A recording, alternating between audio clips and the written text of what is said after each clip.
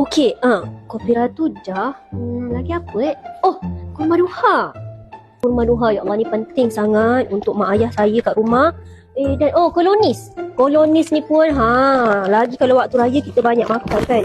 Kita tak boleh lupa juga. Lagi apa Lagi Java nikah.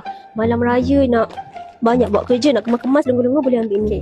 Korang ni dah barang-barang keperluan saya nak bawa balik kampung nanti. Saya ada kopi, saya ada kolonis.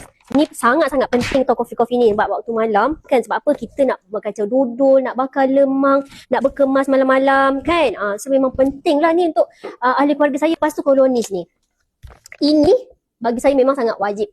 Terutama waktu perayaan bila kita makan macam-macam kan, kita rasa susah membuang, ambillah kolonis. Ini bantu untuk kalau you all yang ada masalah pembuangan, sangat function.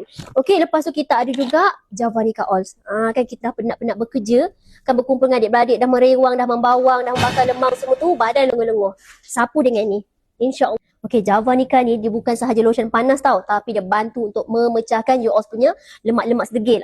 Ambil lah ni, sangat membantu tau. Last one, memang saya kena ada kurma duha. Ni tak boleh tinggal, terutama untuk mak ayah saya.